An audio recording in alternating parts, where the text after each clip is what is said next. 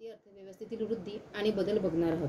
आपल्याला माहिती आहे की ब्रिटिशांच्या राज्यामध्ये भारतातील उद्योगांची फार हानी झालेली आहे। काही उद्योग तर विस्कळीत झालेले होते, परंतु स्वातंत्र्य प्राप्त झाल्यानंतर 1948 मध्ये भारतामध्ये पहिले औद्योगिक धोरण प्रसिद्ध करून भारत सरकारने उद्योगाला प्रगतीचे दालन उघडले आहे आणि उद्योगांचा विकास व वाढ झाल्याशिवाय भारतीय अर्थव्यवस्था ही भरभक्कम पायावर उभी राहू शकणार नाही हे स्पष्ट जाहीर केले। त्यामुळे आज आपल्याला याचे महत्त्व आधी बघायचे आहे। त्यामध्ये नंबर 1 आहे शेती विकास। शेती विकास करणे फार गरजेचे आहे, कारण की भारतीय अर्थव्यवस्थेमध्ये शेती हा प्रमुख व्यवसाय आहे। शेतीमध्ये औद्योगिकीकरण करून आणि कच्च्या मालावर आधारित असलेले उद्योगधंदे स्थापन करून व आपल्याला राष्ट्रीय उत्पन्नामध्ये वाढ करता येते। यासाठी आपल्याला नवीन शेती अवजारे, बी बियाणे, कीटकनाशके, खते वापरावी लागतात आणि उत्पादकता वाढवावी लागते। त्यामुळे शेतकऱ्यांचे उत्पन्न वाढेल आणि भारतीय अर्थव्यवस्थेमध्ये वृद्धी आपल्याला दिसून येईल। नंबर 2 आहे राष्ट्रीय उत्पन्न। राष्ट्रीय उत्पन्न हे आर्थिक विकासाचे एक मोजमाप करण्याचे साधनच आहे। देशामधचा म्हणजे प्रगत देशांचा राष्ट्रीय उत्पन्नात उद्योगांचा वाटा हा अधिक असतो। त्यावरून हे लक्षात येईल की आपल्याला सुद्धा उत्पन्नात वाढ करण्यासाठी औद्योगिकीकरणाची गरज आहे। नंबर 3 आहे बेकारी निवारण। देशामध्ये वाढती लोकसंख्या व बेकारी ही एक महत्त्वपूर्ण समस्या आपल्याला दिसून येत असते। यामुळे अनेक आर्थिक, सामाजिक आणि राजकीय प्रश्न सुद्धा निर्माण होतात। बेकारीचे उच्चाटन करणे हे फार गरजेचे आहे। त्यासाठी औद्योगिकीकरण हा एक मार्ग इथे आपल्याला दिसून येत असतो। नंबर 4 आहे उत्पादकता। उत्पादकता वाढवणे हे फार गरजेचे आहे। भारतामध्ये आपल्याला जुनाट तंत्र, अंधश्रद्धा, अज्ञान, छुपी बेकारी या सर्व कारण दिसतात। त्यामुळे उत्पादकता ही कमी आहे। म्हणून औद्योगिकीकरणाचा मार्ग स्वीकारून नवीन तंत्रज्ञानाचा वापर करून उत्पादकता ही वाढवली गेली पाहिजे। नंबर 5 नैसर्गिक साधनसामुग्रीचा उपयोग।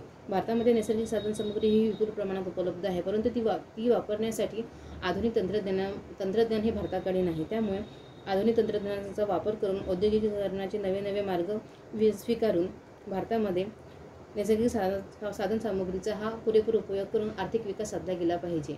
नंतरचा पॉईंट आहे संतुलित आर्थिक विकास। देशाचा जर संतुलित आर्थिक विकास करायचा असेल तर देशातील सर्वच भागामध्ये आपल्याला समान प्रमाणात विकास करावा लागेल। त्यासाठी औद्योगिकीकरण हे गरजेचे आहे। सहकारी क्षेत्र, खाजगी क्षेत्र या दोन्ही क्षेत्रांमध्ये समन्वय साधता आला पाहिजे आणि त्यामुळे देशाचा आर्थिक संतुलित विकास आपल्याला हा दिसून येईल। नंतरचा पॉईंट आहे सामाजिक परिवर्तन। विदेशी व्यापार। विदेशी व्यापारही आपल्याला करणे गरजेचे आहे, कारण की आयातच करणे गरजेचे नाही तर त्यासोबत निर्यातही केली पाहिजे। त्यासाठी कच्च्या मालावर प्रक्रिया करून तो माल विकला गेला तर आपल्याला जास्त उत्पन्न प्राप्त होईल। नंतरचा पॉईंट आहे सामाजिक परिवर्तन। भारतामध्ये नवीन कल्पना, नवीन दृष्टिकोन, शैक्षणिक प्रगती, सांस्कृतिक प्रगती, उद्योजकता, साहसी प्रवृत्ती, स्पर्धाशक्ती या सगळ्या आपल्याला दिसून कमी प्रमाणात येत असतात। त्यासाठी या सगळ्या गोष्टी दिसून येण्यासाठी औद्योगिकीकरणाचे कास धरणे फार गरजेचे आहे। परंतु हे सगळे महत्त्व असताना सुद्धा आपल्याकडे काही अडचणी दिसून येतात।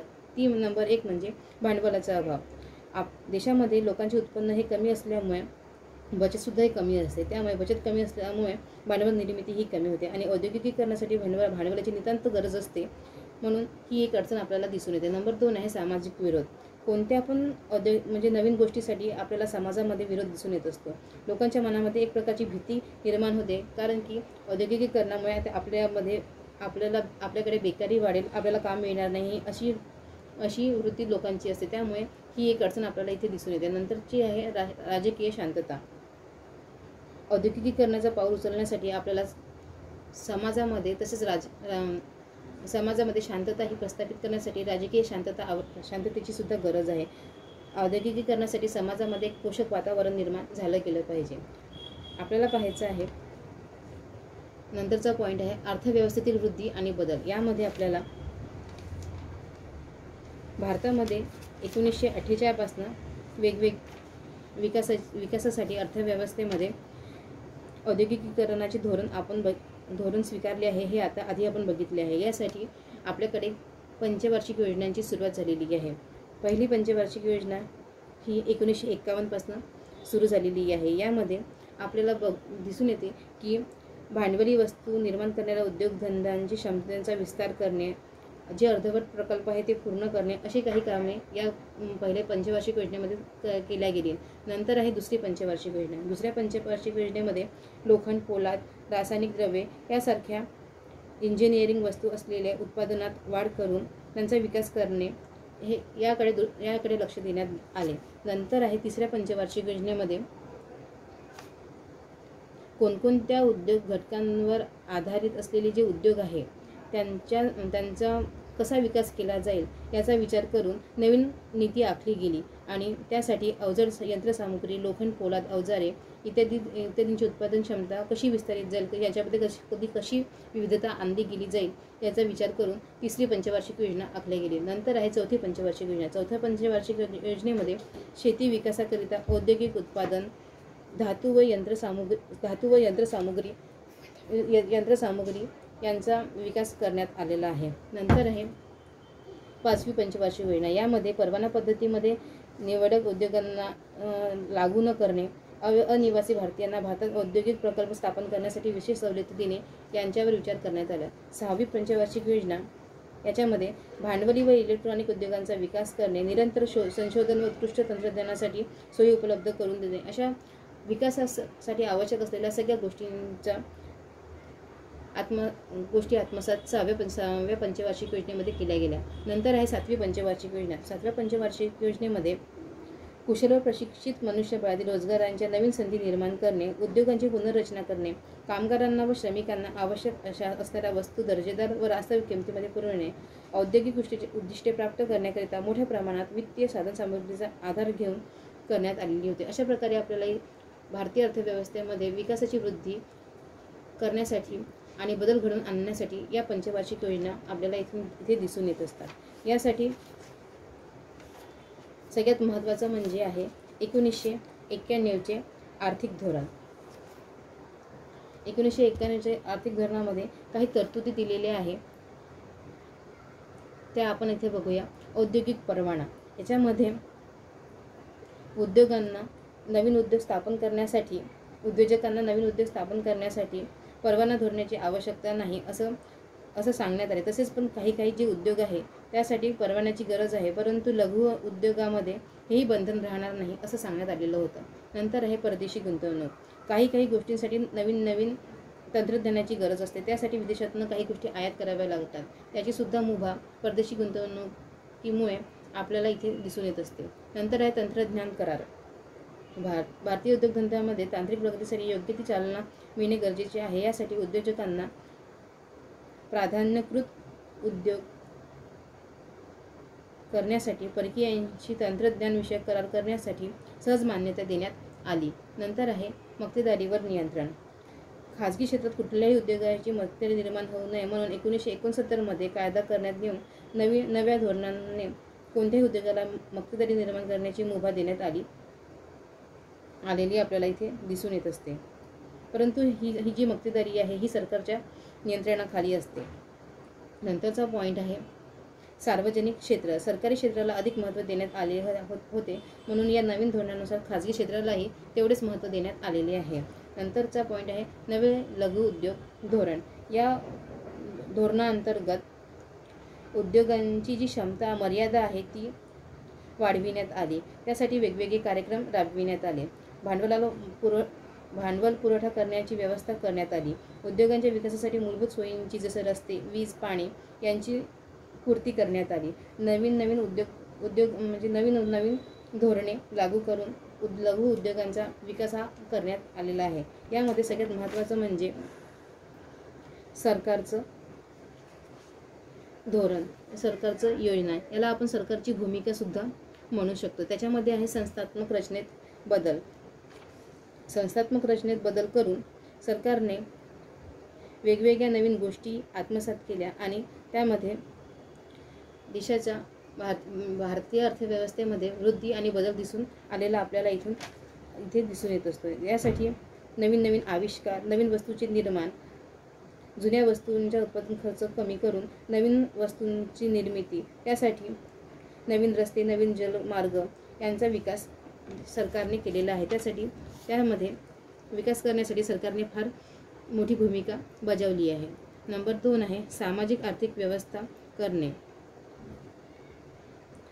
भविष्यामध्ये आधारभूत संरचनेचा विकास फार आवश्यक आहे. यासाठी सरकारने रेल्वे, रस्ते, दूरसंचार, गॅस, विद्युत, जलसिंचन यासारख्या सेवांची आवश्यकतांचा विचार करून यांच्यावर गुंतवणूक करून एक विकासाची प्रक्रिया सुरू करून दिलेली आहे। तसेच सरकारने शिक्षा, चिकित्सा, आवास, अनुसंधान, कुटुंब नियोजन यासारख्या विविध व्यवस्था सुद्धा उपलब्ध करून दिलेल्या आहे। नंतर 3 आहे कृषी विकास व भूमी सुधार। देशाचा जर जास्त विकास करायचा असेल तर कृषी विकास करणे फार गरजेचे आहे, कारण की देशामध्ये अर्ध्यापेक्षा जास्त लोक हे कृषीवर अवलंबून आहे। त्यासाठी सरकारने वेगवेगळे उपक्रम राबविले। तसेच कच्च्या मालाचा पुरवठा करणे, खाद्यान्नविषयी आत्मनिर्भरता, किंमत पातळीवर नियंत्रण, विकासाकरिता अधिक साधने उपलब्ध करून देणे, तसेच हे सगळी कामे सरकारने केली। तसेच भूमी सुधाराकरिता सुद्धा वेगवेगळ्या सोयी आणि वेगवेगळ्या योजना सरकारने आखलेल्या आहेत। त्यासाठी नवीन पाऊल सरकारने उचललेले आहे, जसे कृषी जोतांची सीमाबंदी, चकबंदी, भूमी प्रबंध, सहकारी शेती हे सगळे उपाय सरकारने कृषी क्षेत्रामध्ये आपल्याला दिसून येत असते। नंतर 4 आहे साधनाच्या गतिशीलतेत वाढ। देशामध्ये जर उत्पादनाचे साधन फारच कमी आहे हे आपल्याला दिसून येत असते। तसेच याची गतिशीलता ही कमी आहे। ती गतिशीलता वाढविण्यासाठी सरकारने वेगवेगळे उपक्रम राबविले आहे। त्यामध्ये मनोरंजन, चिकित्सा, शिक्षा इत्यादी सुद्धा दिलेले आहे आणि तसेच श्रमिकांची कुशलता, गुणवैशिष्ट्ये वाढविण्यासाठी त्यांना वेगवेगळ्या केंद्रामध्ये प्रशिक्षण सुद्धा दिले जातात। तसेच वित्तीय व बँकिंग सुविधांमुळे सुद्धा घरेलू बचतीमध्ये आपल्याला वाढ होऊन भांडवल निर्मितीमध्ये गतिशीलता ही दिसून येत असते। नंतरचा पॉईंट आहे औद्योगिकीकरणात प्रत्यक्ष भागीदारी तसेच निजी उद्योगांना सहाय्यता। सरकारने आर्थिक विकासाचा दर अधिक करण्याकरिता औद्योगिक विकासावर जास्त भर दिलेली आहे। त्यामुळे तसेच निजी उद्योगांना महत्त्व देऊन त्यांचा विकासावर भर दिलेला आहे। खाजगी क्षेत्रात उद्योगांच्या विकासासाठी वित्तीय आणि तांत्रिक सुविधा सरकारने प्रदान केलेली आहे। त्यामुळे अर्थव्यवस्थेच्या मागासलेल्या क्षेत्रात उद्योगांची स्थापना करण्याकरता सरकारने खाजगी उद्योगपतींना अनेक प्रकारची सूट ही आपल्याला दिलेली दिसून येत असते। नंतरचा पॉईंट आहे राजकोषीय धोरण। सरकारने विभिन्न राजकोषीय धोरणांचा वापर करून उपभोगाला नियंत्रण आणून बचत कशी वाढवायची हे सांगितले आहे। त्यासाठी उत्पादनाच्या विभिन्न साधनांची उत्पादकता वाढू शकते आणि आयाची विषमता न्यूनतम केली जाऊ शकते। त्यासाठी रोजगार संधी वाढविणे, अर्थव्यवस्थेचा संतुलित विकास करणे, क्षेत्रीय विकास करणे हे आपल्याला राजकोषीय धोरणामध्ये दिसून येत असते। नंतर आहे मौद्रिक नीती। देशात केंद्रीय बँकेचे मौद्रिक धोरण हे बँक लागत व उपलब्धता प्रभावित करते, तसेच स्फीती प्रवृत्तीला नियंत्रण करून विकास करण्याकरिता योगदान देत असते। नंतरचा पॉईंट आहे मूल्य धोरण। अर्थव्यवस्थेत सरकारचा मुख्य उद्देश मूलभूत उपभोक्ता वस्तूंच्या किमती स्थैर्य ठेवून उत्पादन स्फीती परिणामांची रोकथाम करणे हे असते। यासाठी सरकारने कार्यात्मक मूल्यवृद्धीचे धोरण स्वीकारून आर्थिक विकासाला प्रोत्साहन देण्याचे कार्य केलेले आहे। नंतर आहे प्रशुल्क धोरण। प्रशुल्क धोरणाच्या माध्यमातून सरकार आयात प्रस्थापन उद्योगाची स्थापना करण्यास सहाय्यक होऊ शकते। तसेच निर्यात उद्योगांना विभिन्न प्रकारची सूट देऊन व्यवहार शेषातील संतुलन ठेवते।